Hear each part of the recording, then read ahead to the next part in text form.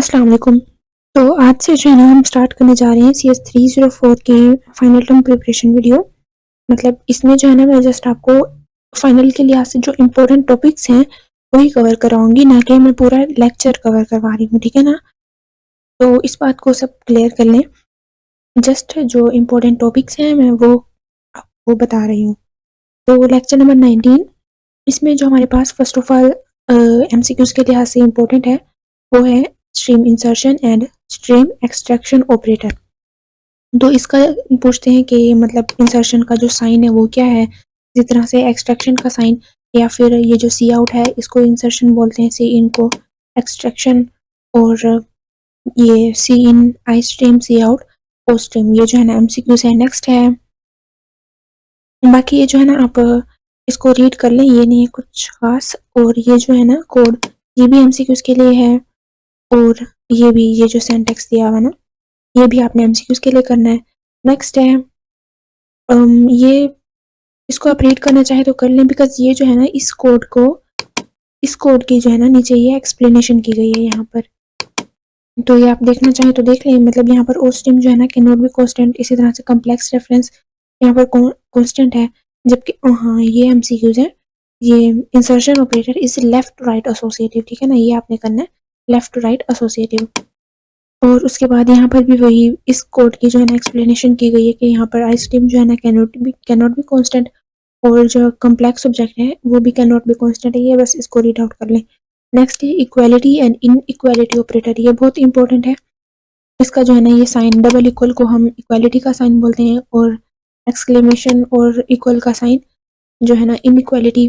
और इसका जो है ना ये कंप्लीट सिंटैक्स जो है इक्वालिटी ऑपरेटर का, ये भी MCQs में मतलब पूछते हैं कि ये जो है ना इसका सिंटैक्स क्या है, as a non member function syntax, और इनइक्वालिटी ऑपरेटर का भी सिंटैक्स। ये तीनों आपने करने हैं। और लेक्चर नंबर 20, यहाँ पर आता है ये जो कोड दिया हुआ ना, ये आपने करना है। ये मतलब पिंग को पो में कन्वर्ट करने के लिए ये जो कोड है, मतलब यहाँ पर ओ जो है आई को ओ में कन्वर्ट कर रहे हैं ना, तो ये वही कोड लिखा हुआ है। बहरहाल ये जो है ना आपने, अगर आपने लेक्चर्स लिए होंगे तो आपको जो है ना आइडिया होगा ये कैसे कन्वर्ट हो रहा है। तो ये कोड करना है। और उसके बाद सबस्क्रिप्ट ऑपरेटर कौन सा होता है, ये स्क्वायर ब्रैकेट वाला, ये आपने करना है। और यहाँ पर भी, यहाँ पर जो है ना पिंग मतलब आई को ओ में कन्वर्ट कर रहे हैं, उसका कोड लिखा हुआ है, तो ये भी आपने देख लेना है।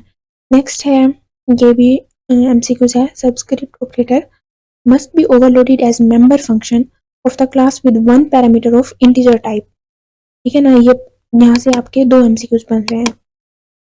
नेक्स्ट ये जो है ना आपने कंप्लीट रीड आउट करना है, that overloading function operator it must be A member function, any number of parameters can be specified. ये जो है ना ये चीज़ आपको MCQs में पूछते हैं। नेक्स्ट है ये यूनिटरी ऑपरेटर्स, ये भी बहुत इंपॉर्टेंट MCQs हैं। That it takes one operand, they act on the object with reference to which they have been called, ठीक है ना। और ये यहाँ पर जो है ना ये दो तरह से MCQs पूछते हैं। और फिर ये मतलब कि यूनिटरी ऑपरेटर्स कौन कौन से हैं, मोस्टली ये एंड या फिर स्टैटिक जो है ना यूज़ करते हैं।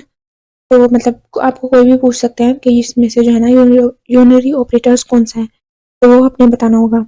इसी तरह से ये भी एक MCQ है, that unitary operators are usually prefix except for plus plus and minus minus, then plus plus and minus minus both act as prefix and postfix.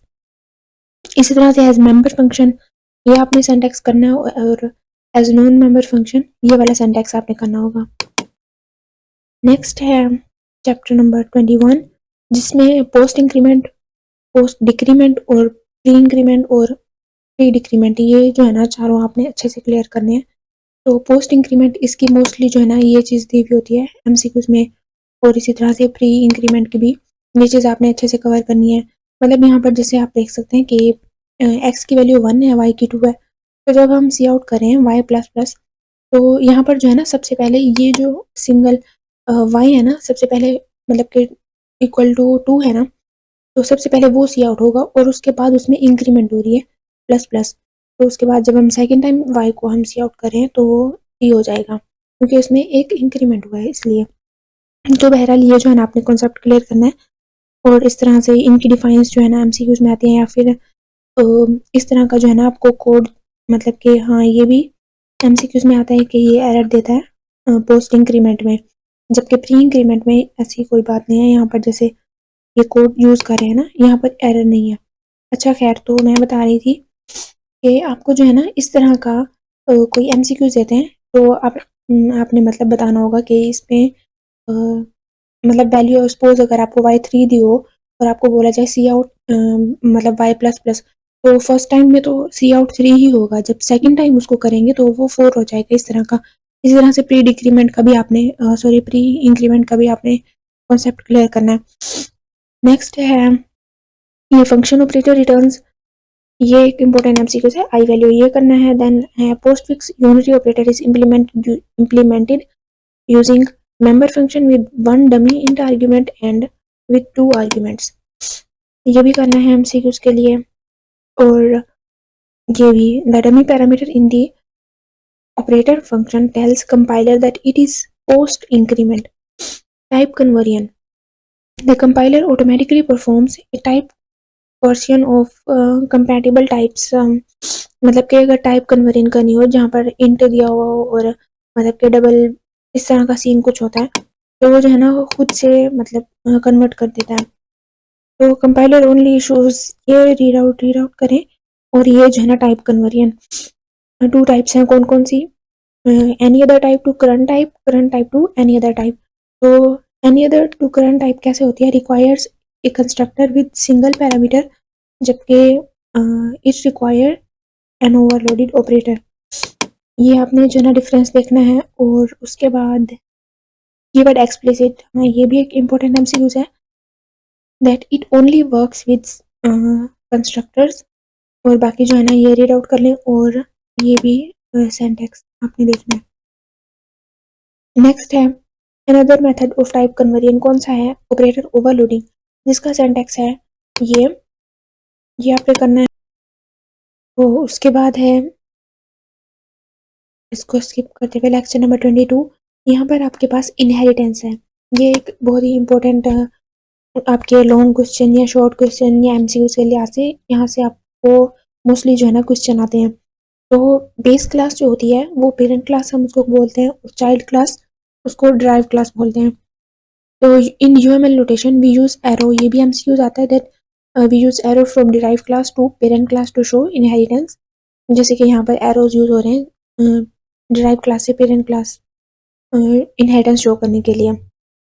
इसी तरह से ये इनहेरिटेंस 3 वेज कौन कौन से हैं, ये पब्लिक, प्राइवेट एंड प्रोटेक्टेड। इन तीनों का जो है ना आपने कॉन्सेप्ट अच्छे से क्लियर करना है, बिकॉज ये भी इनका कोड या तो फिर पूछते हैं क्वेश्चंस में, या फिर जो है ना एमसीक्यूज में इसका क्वेश्चन आता है। तो नेक्स्ट है आपके पास ये inheritance represent is a relationship, is a kind of relationship, ये भी एमसीक्यूज आता है। नेक्स्ट आपके पास ये जो है ना सिंटैक्स ऑफ इनहेरिटेंस, ये आपने करना है क्वेश्चन के लिए, या फिर को मतलब कि सिनेरियो दिया गया होता है और आपने जो है ना इस तरह की क्लास बनानी होती है। तो उसके बाद है ये public members of base class become public members of derive class, जबकि जो प्राइवेट होते हैं are not accessible from outside of the base class even in the derive class, ठीक है ना, ये आपने करना है। और स्टैटिकली एंड डायनामिकली किस तरह से जो है ना हम स्पेस एलोकेट करते हैं, इसका जो है ना अपने कॉन्सेप्ट क्लियर करना है। स्टैटिकली में जो हमने मतलब इस तरह से 30 अगर हमने दे दी तो दैट मीन्स हम इसको चेंज नहीं कर सकते, जबकि डायनामिक में हम इसको बाद में अगर हमने स्पेस फ्री करनी हो या फिर कुछ और हमें चाहिए हो तो हम इस तरह से एडिशन कर सकते हैं। और उसके बाद है ये आपने करना है every object of derive class has an anonymous object of base class.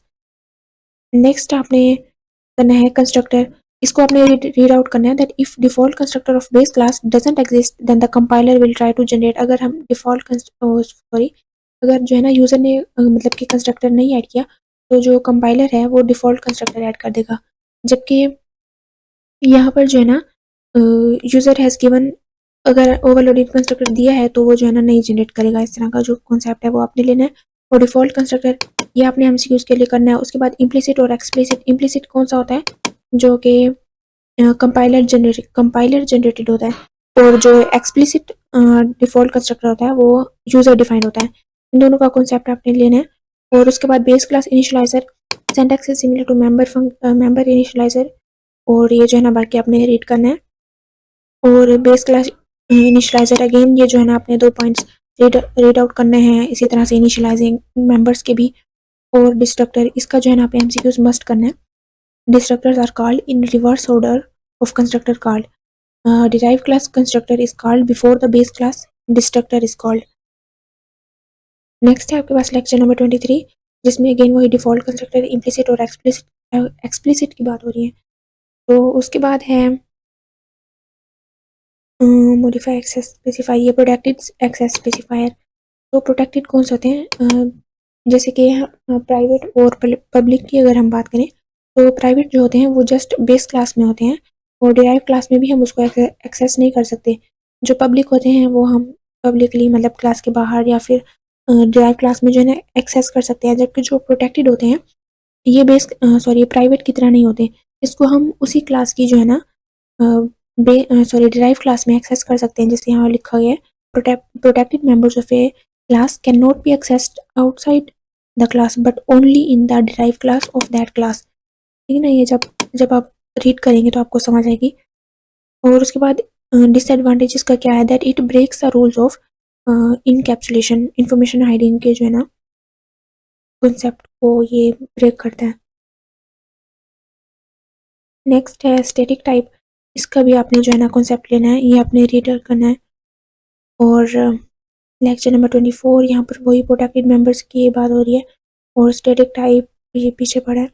और यहाँ पर ये आता है copy constructor, shallow copy, deep copy, इस तरह की जितनी भी आपकी जो है ना कॉपीज़ हैं इन सबको आपने एमसीक्यूज के लिए करना है। फर्स्ट तो यही है, copy constructor is a member function of A class. इसी तरह से नेक्स्ट है आपके पास ये जो है ना इम्पोर्टेंट एमसीक्यूज है, that it use to free memory that is dynamically allocated. Next, shallow copy, compiler by default uses shallow copy, default copy constructor will also use shallow copy। ये जो है ना अपने एमसीयूज के लिए करना है। नेक्स्ट ये आप रीड कर लें, कौन सी कॉपी कंस्ट्रक्टर ये वो। उसके बाद डीप कॉपी, यहाँ पर इसका नहीं है एमसीक्यूज, आई थिंक नीचे होगा, हाँ ये shallow copy for derive class, जबकि डीप कॉपी जो होती है वो बेस क्लास। और compiler will generate copy constructor for only derive class. ये सब जो है ना आपने रीड करना है एमसीक्यूज के लिए। और उसके बाद है असाइनमेंट ऑपरेटर। हाँ, ये ऊपर हमने इक्वालिटी और इनइक्वालिटी ऑपरेटर्स किए थे और अभी जो है ना असाइनमेंट ऑपरेटर आ रहा है। तो इक्वालिटी क्या था, जिसमें हम डबल इक्वल्स लगा देते हैं तो वो इक्वालिटी होता है। एक्सक्लेमेशन के साथ जो होता है वो इनइक्वालिटी का। और ये जो असाइनमेंट ऑपरेटर होता है इस तरह हम मोस्टली यूज़ करते हैं x=5 या x=2।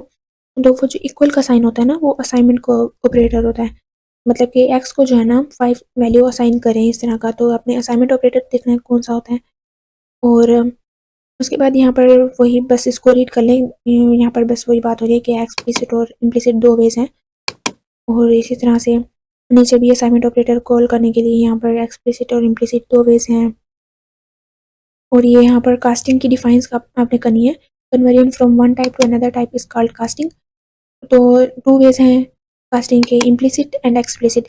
इम्प्लिसिट क्या होती है, ऑटोमेटिकली, जबकि एक्सप्लिसिट जिसमें जो है ना प्रोग्रामर जो होता है रिक्वेस्ट करता है कंपाइलर से। 4 टाइप्स ऑफ कास्टिंग ऑपरेटर्स कौन कौन सी हैं, static, constant, dynamic and reinterpret cast. उसके बाद inheritance casting can be of 2 kinds, up casting and down casting. Up casting कौन सी होती है, जिसमें डिराइव क्लास से बेस क्लास की तरफ जा रहे हैं मतलब अप कास्टिंग, और बेस क्लास से डिराइव क्लास की तरफ मतलब डाउन कास्टिंग। नेक्स्ट है ये एमसीक्यूज है मस्ट, चार static is C++ built in data type. तो ये एमसीक्यूज आपने करना है। और इसके बाद जो है ना लेक्चर नंबर 24 यहाँ पर एंड होता है। तो नेक्स्ट लेक्चर्स में भी मिलते हैं। अल्लाह हाफ़िज़।